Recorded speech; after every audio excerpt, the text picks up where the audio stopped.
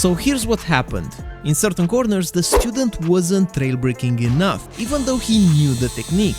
That's what puzzled me. This wasn't a beginner mistake, it was something deeper. So why you're not trail braking as much? Why you're not doing this instead? And that's when it hit me. There was a subtle habit, easy to miss, that was quietly throwing off his braking without him even realizing it. And later in the session, we uncovered another issue that made things even worse. I'll show you that in a bit. But first, let's take a look at this corner. And let's focus on the brake release. So he is applying the brakes quite hard, he reached 70%, and now he will drop them so quickly. So at this point in the corner already dropped them to 10% or so. This is so early, so the trail braking is not done effectively. Actually, here on the exit, he is applying even more the brakes instead of pushing the throttle. So very late throttle application, the trail braking was not done properly. Now the question is why? So let's say I'm braking like this. Let's say I'm doing this. Yeah. You are braking earlier, and now you realize that the car speed is very low. And instead of trail braking, you're doing this. Why you're not trail braking as much? Why you're not doing this instead? The reason why you're not trail braking as much is because you're braking too early. And it feels wrong to trail brake more. Yes. Wow, that's a good explanation. In this case, I'm especially talking about him doing a very sudden drop like this and then trail braking, compared with the green shape where you can see here the slope being a little bit more gradual. In his case, the transition from threshold braking, high braking here, to lower percent trail braking was almost a straight line. If you will brake way earlier, like here, it's gonna be almost impossible for you to properly trail brake, because there will be a moment in the corner, like right now, when the car will feel slow. When you're gonna feel like the car is slow, you won't feel the need to trail brake, not because you don't know how to do it, not because you can't do the technique, but because at a subconscious level, this will feel wrong, and you will release the brakes a lot. And when you do it, the car will start to lose rotation at the wrong spot in the corner. You see, this starts a chain reaction of events. Right now, the car will slowly understeer because you will push a little bit more speed into the corner when you're doing this sudden release. It's very hard to time the speed properly. And because this throws your timing as well, you won't go on the throttle at the right spot in the corner, and you see him reapplying the brakes on his way out. So it's not because he doesn't know to trail brake, it's because the initial entry made the trail braking a lot harder than it should. And there's something else about braking that I want to show you. This is a little bit different. I'm stopping you guys for a second just to ask you a question.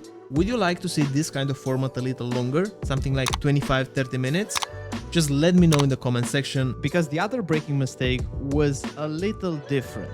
In a way, he was still under the limit under braking, and this will be a quite good example. So, straight line braking, we're maintaining constant pressure, he's doing a good job, a much better job than in the previous corner. And now he starts to turn into the corner, and as he turns more and more, like right now he's using close to 90 degrees on the steering, he's maintaining constant pressure.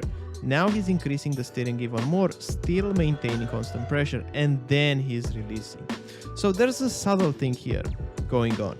For a lot of frames while he was steering into the corner, he was able to maintain constant pressure, constant braking pressure, while still increasing the steering wheel angle. What you generally want to see here is that the brake pressure in this lower percentage will start to drop off a little bit more. So in a way it's funny, but it's the complete opposite issue here. And maybe this will be a good showcase of it, because when you start to really commit to the corner, like when you're holding 90 degrees on the steering wheel, you have to release the trail braking phase a little bit more, because you won't have enough grip to steer into the corner.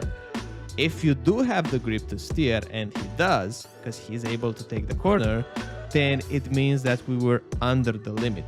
This should have been a lot harder for him to do it. But because he was not at the limit initially under braking, he was able to to maintain this constant brake, increase the steering wheel amount, and still be fine. So if you see this in your driving, it means that you're just not at the limit. You should be expecting a drop in brake pressure at least by a couple of percentages. The easiest way to tell if you're doing this is to add this red part on your brake shape.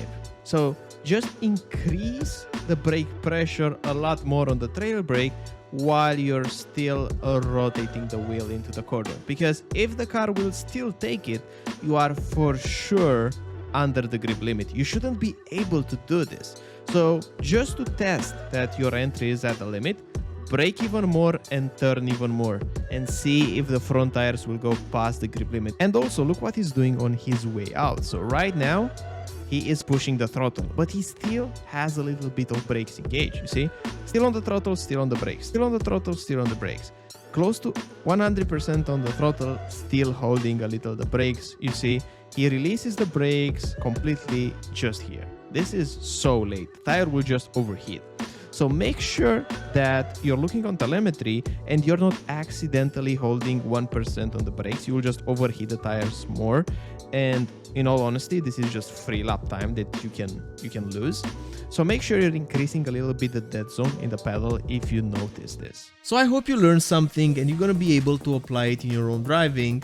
And I want to end up with an announcement. It's actually quite a big announcement, and honestly, it's all because of you right there. Because the channel has been growing a lot in the past couple of months, Go Setups approached me, so they are providing us a 10% discount code, and honestly the setups are amazing. So if you're interested into that, link will be in the video description. And once again, thanks for watching, thanks for sticking around. Hopefully the channel will grow even more and I'll be able to provide you guys with better opportunities for sim racing. And yeah, thanks, big thanks. Looking forward to see you in the next one.